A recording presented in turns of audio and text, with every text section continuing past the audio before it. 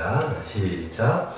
모든 눈물을 그 눈에서 닦아주시니 다시는 사망이 없고 애통하는 것이나 혹하는 것이나 아픈 것이 다시 있지 아니하리니 처음 것들이 다 지나갔음이로라. 아멘.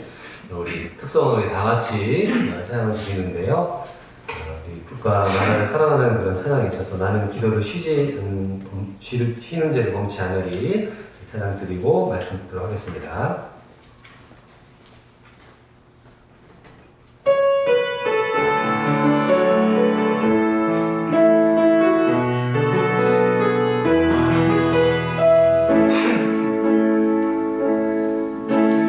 나는 기도를 쉬는 죄를 범치 않으리 이 나라를 사랑하기에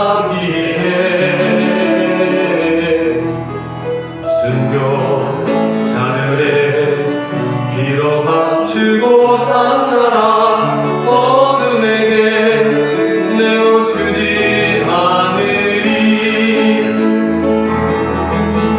나의 기도가 이 나라 살릴 수 있다면 나는 결코 이 기도를 쉬는 죄를 범치 않으리. 우리 기도로 이 나라 회복할 수 있다네. 피로 먹는 낮나무를 간절한 눈물의 기도. 아멘. 반갑습니다. 오늘 가정주일인데요. 5월 가정의 달이기 때문에 우리 가정에 대한 말씀 준비를 했습니다. 옆에 계신 분들 한번 인사 한번 나누겠습니다. 안녕하세요. 네, 반갑습니다. 평안하셨는지요? 네. 우리는 이제 한글을 주로 쓰는데요. 전 세계 사람들 가운데 제일 많이 쓰는 언어는 중국어라고 합니다. 왜냐하면 중국이 인구가 워낙 많아가지고 중국 사람들이 중국어 제일 많이 쓰고요. 그 다음에 영어를 이제 많이 씁니다. 그래서 영어를 모국어로 하지 않는 비문화권에 있는 사람들에게 우리나라 사람 포함이 되겠죠. 질문을 던졌대요. 이제 영국 학회에서 어떤 질문을 던졌느냐? 세상에서 제일 아름다운 영어 단어가 무엇이냐? 네. 세상에서 가장 아름다운 영어 단어 어떤 단어가 있을 것 같습니까? 저는 러브라고 생각했습니다. 사랑이라는 단어가 제일 좋잖아요. 근데 사랑은 4등을 했더라고요. 4등. 예. 1등 뭔지 아시겠어요? 1등이요? 1등은 mother, 엄마였습니다. 예. 세상에서 제일 아름다운 단어는 엄마. 예. 엄마라고 부르면 뭐 눈물이 나잖아요. 예. 예. 어머니. 어머니라는 단어가 그러니까 뭐 아시아든 아프리카든 유럽이든 어느 나라든지 간에 이 어머니라는 단어가 가장 아름다운 단어 1위로 나왔습니다. 그럼 2등은 뭐냐? 2등은 의외였는데요. 패션이라는 단어였습니다. 열정. 예. 어떤 일을 하려면은 열정이 일어나야 되잖아요. 노래를 부르던, 춤을 추던, 축구를 하던, 공부를 하던 이 마음에 열정이 일어나야 뭘 할 수 있습니다. 이 열정이 식어져 가면은 그 일을 할 수가 없어요. 그래서 그 열정이라는 단어를 2번으로 놨더라고요. 되게 의외였습니다. 저는. 3번은 스마일이었습니다. 스마일. 미소잖아요. 그렇죠? 그래서 우리가 웃는 얼굴에 뭐 한다고요? 침 못 뱉는다고. 우리나라 속담은 참 재밌잖아요. 그래서 웃는 얼굴이 행복을 주는 얼굴입니다. 그래서 기분 좋은데 웃지요. 기분 나쁜데 웃는 사람은 좀 이상한 사람입니다. 예, 식상한 사람입니다. 예, 그래서 스마일이 행복한 단어였고요. 그 다음에 4위가 러브였고 5등이 이터너티 해서 영원이라는 단어. 인간은 영원에 대한 그 삶을 사모하나 봐요. 그래서 아름다운 단어는 영원한 것들 이런 걸 잡았고요. 그 다음에 6등이 팬타스틱 해가지고 야 환상적이다. 정말 너무나 아름다운 걸 봤을 때 하는 표현인 것 같아요. 뭐 뷰티풀도 비슷한 것 같습니다. 그리고 7위가 데스티니라는 단어인데 운명이에요. 운명. 예. 사람은 운명을 좋아하나 봐요. 예. 너와 나의 만남은 운명이야. 뭐 이런 거 있잖아요. 사람은 운명을 좋아하고요. 그 다음에 프리덤과 리버티가 나오는데 자유라는 단어입니다. 프리덤은 이 자유로운 삶을 뜻하고 리버티는 법률적인 자유입니다. 예, 그래서 이 두 가지 단어가 사실 비슷한데 아무튼 자유라는 단어가 사람들에게 감동을 주는 거예요. 왜냐면 사람들은 얽매여 있잖아요. 예, 얽매여 있어요. 그래서 직장 생활도 좀 얽매여져 있고 사업하시는 분들도 얽매여져 있지 않습니까? 얘들도 제가 우리 초등학교 아이들한테 이제 저는 이제 얘들하고 있다 보니까 얘들아 어떤 요일이 제일 좋냐? 목사님 금요일이 제일 좋아요. 왜? 내일도 학교 안 가고 내일 모레도 학교 안 가고 그래서 아니 초등학교 1학년 애들이 금요일을 제일 좋아 금요일을요. 예. 물어봤습니다. 제일 싫어하는 요일은 언제냐? 일요일 밤이요. 일요일 밤이 제일 싫던데 학교 가야 되니까. 예. 그러니까 애들도 꼬맹이들도 이 자유를 좋아해. 자유를 달라. 예. 그 다음에 단어가 피스, 이제 평화가 있었습니다. 제가 왜 이 이야기를 하느냐? 아버지라는 단어가 70등 밖에 있다는 거야. 아버지라는 단어가. 예. 이 가정주의를 맞이해서 이 가정을 끌고 가는 분이 누구인가? 어머니들이 눈물을 흘리면서 가정을 끌어왔다는 것입니다. 아이들이 시를 졌어요. 초등학교 아이 시인데요. 이런 시를 졌습니다. 강아지가 좋다. 왜? 나랑 놀아주니까. 냉장고가 좋다. 먹을 걸 주니까. 친구가 좋다. 놀아주니까. 아빠는 왜 있는 걸까? 아빠는 왜 있는 걸까? 그게 시예요. 예.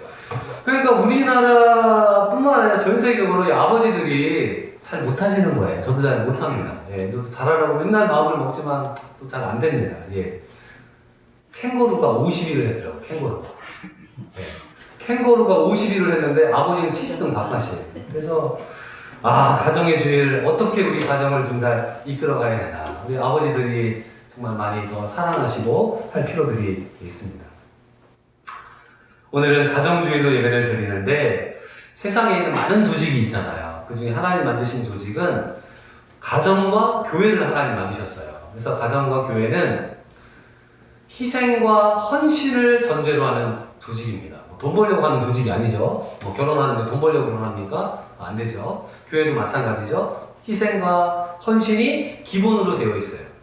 만약에 가정에서 뭔가 이익을 얻으려고 한다. 그 가정은 금방 파괴됩니다.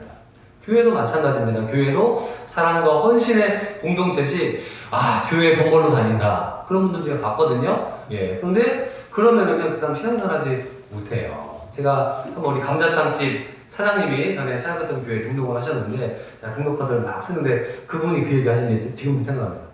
목사님, 제가 감자탕 팔려고 교회 등록한 거 아닙니다. 예, 그분이 이제 열심히 나오시더라고요. 예, 그래서 사람마다 교회에 나오시는데 우리가 희생과 헌신을 기본으로 해서 나오는 것입니다. 가정의 날 5월에 많은 날들이 있었습니다. 어린이날, 어버이날, 또 스승의 날, 성년의 날, 부부의 날, 기타 등등 날들이 많이 있었어요. 그래서 가정의 날을 우리가 보면서 우리의 눈물을 닦아주시는 하나님을 보게 됩니다. 그래서 오늘 본문 말씀이 눈물을 하나님께서 닦아주신다고 얘기하셨거든요. 대부분의 어린 아이들은 행복합니다. 예, 아이들은 행복해요. 대부분 이제 초등학교나 가기 전에 아이들 왜 행복한가? 그 아이들을 위해서 엄마 아빠가 울어주기 때문에 행복합니다. 근데 이제 유치원에 가잖아요. 친구들이 있어요. 만만한 세상이 아닙니다. 유치원이 거의 정글입니다. 네, 애들이 막 힘겨루가 있어요. 초등학교도 마찬가지입니다. 중고등학교 더 힘들죠? 대학교 더 힘듭니다. 그러니까 눈물을 흘릴 일이 너무나 많이 있는 것이에요. 그래서 하나님은 우리의 눈물을 닦아주시는 곳이고, 가정은 어떤 곳인가? 가정도 눈물을 닦아주는 곳이기 때문에 오늘 눈물에 대한 말씀으로 제목이 눈물 흘리는 인생으로 정했습니다. 그래서 언제 우리가 우는가 제가 살펴보니까 첫 번째는 죽음을 맞이할 때 사람은 울게 되더라고요. 성경을 다 기록하진 않았지만 열왕기상에 보면은 하에 보면은 요아스라는 왕이 있는데 이 왕이 굉장히 훌륭한 왕이었습니다. 하나님 말씀대로 나를 잘 다스렸는데요. 자기의 스승이었던 엘리사가 죽게 됐습니다. 그러니까 자기 선생님이 죽는 거예요. 그러니까 나라를 이끌어가는 지도자가 사라져 버리니까 이 엘리사의 죽음을 바라보며 요아스 왕이 울게 되는 것입니다. 인간은 죽음을 향해 가고 있거든요. 모든 사람은 한 번은 죽는단 말입니다. 그래서 사랑하는 가족의 죽음, 친구의 죽음, 또 낯선 사람들의 죽음을 우리가 다 뉴스를 통해서 보게 돼요.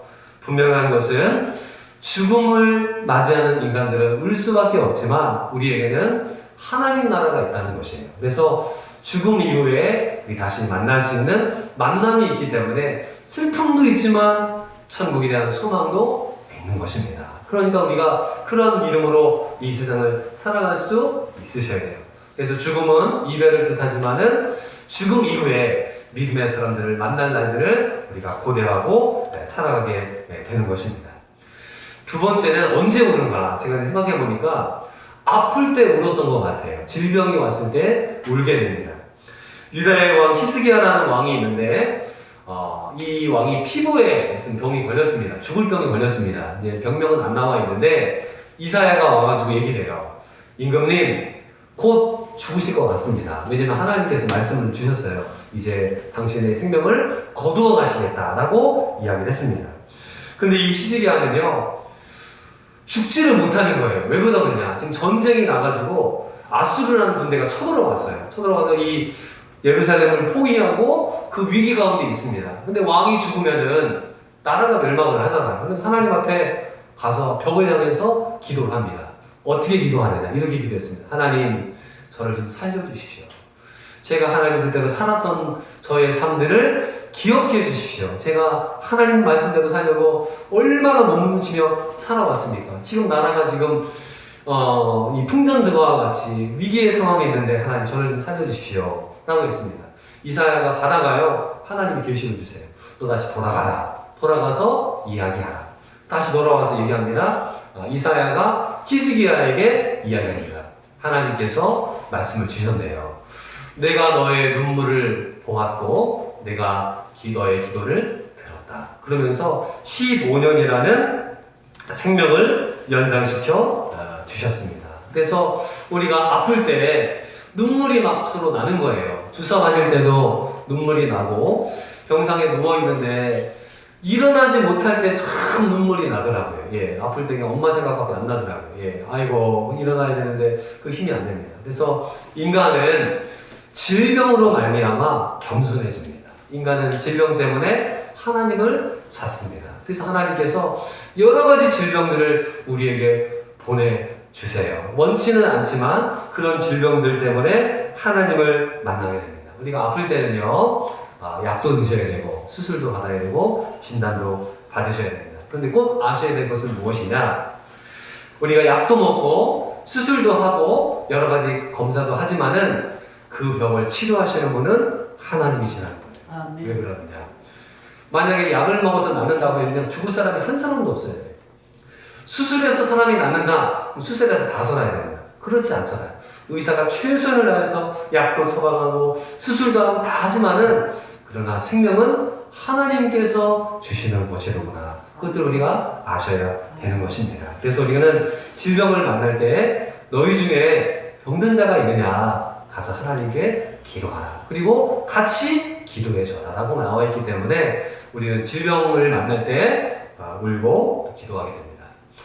세 번째는 죄악된 세상을 만날 때 울게 됩니다. 우리가 살고 있는 이 지구는, 이 세계는 천국이 아니죠. 예. 여기는 정글 아닙니까? 예. 그래서 정글이에요. 그래서 우리 아이들이 세상에서 살아야 되는데 만만한 세상이 결코 아닌 것입니다. 그나마 제가 잘은 모르지만 제가 뭐 여러 세계 나라를 본 건 아니지만은 뭐 뉴스나 책을 통해 보면은 우리나라처럼 살기 좋은 나라가 극히 드뭅니다. 그래서 첫째는 안전해요. 안전해요. 밤 10시에 여자들이 혼자 돌아다닐 수 있는 나라가 손에 꼽습니다. 저도 외국에 여행을 가잖아요. 남자지만 7시 후에 나가지 못합니다. 태국이나 뭐 이런 나라들 진짜 무서워서 못 돌아다닙니다. 여자들이 돌아다닌다고요? 꿈도 못 꿉니다. 그래서 외국에서 온 여자들이 한국에 안 떠나려고 하는 이유가 뭐냐면은 밤 8시에 공원에 가서 내가 음악을 들을 수 있고 체조를 할 수 있는 나라가 없다는 거예요. 밤 8시에 어디 나갑니까? 큰일 납니다. 뭐 그냥 난리가 납니다. 그래서 안전이 있고 그 다음에 서비스가 좋잖아요. 우리나라는. 예, 그 배려가 되게 좋고 그리고 의료라든가 뭐 자연 환경이라든가 너무너무 좋습니다.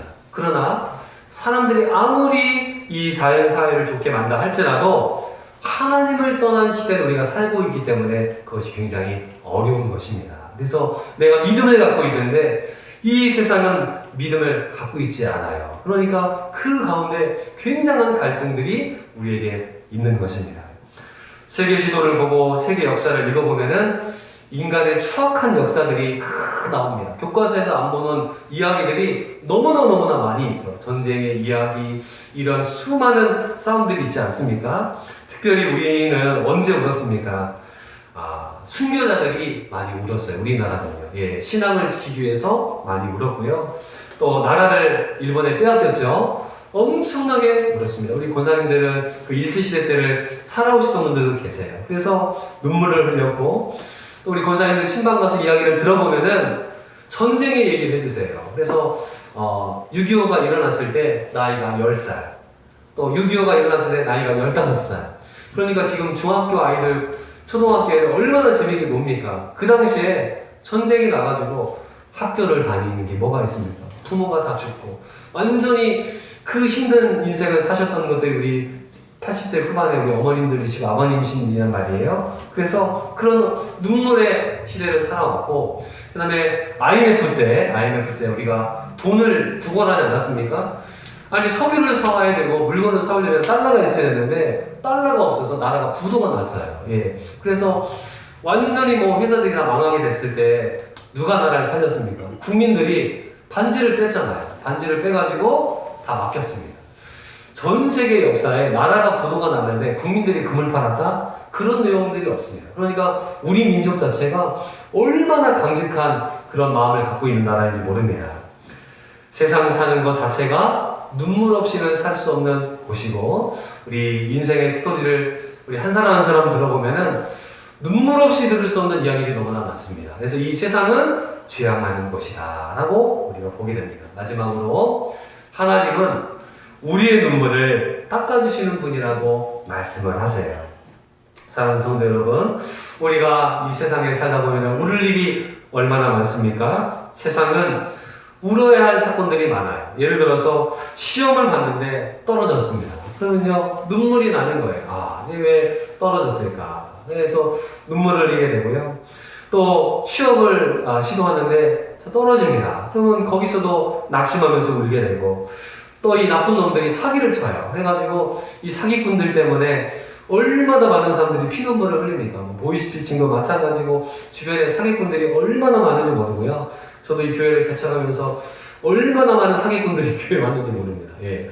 그냥 목사님들이 어수룩하니까요, 다 속이고 하는 것들이 너무나 많습니다. 그래서 제 친구 목사님은요, 큰 교회에 이제 우리 부목사도 있어가지고 교회 성도님이 하나가 등록을 했습니다. 명함을 딱 주는데 KBS PD래요. KBS PD. 그러니까 목사님이 일이 여기까지 벌어지고, 야, 우리 교회에도 PD님이 오셨네. 너무너무 좋다 해서 목사님하고 차 한잔 마시면서 얘기를 하는데, 목사님 마이크 소리가 조금 안 좋습니다. 제가 한번 올라가서 봐드리겠습니다. 했더니 목사님만 올라가서 목사님 앞에서 마이크 테스트하고 막 만지는 거예요. 그러더니 소리가 조금 약한데 제가 아는 그 세운상가 가면은 이 소리를 잡아주는 기계가 있다 하는 거 한 7, 800만 원 하는데 제가 소개해주면 한 200만 원이면은 그 기계를 살 수 있다. 그러니까 목사님들은 마이크에 욕심이 굉장히 많거든요. 그래가지고 제 친구가 현금 200만 원을 가지고 같이 갔습니다. 같이 상가에 가가지고 이제 여기 상가라고 해서 난 차를 교회 차를 몰고 갔습니다. 그래서 그 PD라는 분이 목사님 여기 주차비가 비싸니까 여기 잠깐 서 계시면 제가 금방 사가지고 나오겠습니다 하고 들어갔대요. 제 친구는 거기서 30분을 기다렸답니다. 30분을. 그래서 쫓아가서 보니까 그 양반은 빠이빠이 하고 가셨어요. 예. 그래가지고 담임 목사님한테 얼마나 혼났는지 모르는 거예요. 200만 원을 가지고 갔는데 그냥 눈 뜨고 고백하는 사람들이 교회에 찾아옵니다. 그래서 일산에요. 그 사람이 그냥 얼마나 많은 교회를 쓸어가는지 모릅니다. 그러니까 이 세상은 그냥 그런 세상이에요. 그래서 정말 어렵고 힘든 세상을 우리가 살아가고 있습니다. 그런데 오늘 성경 말씀 보니까 천국에 대한 말씀을 하시면서 이런 말씀 하신 거예요.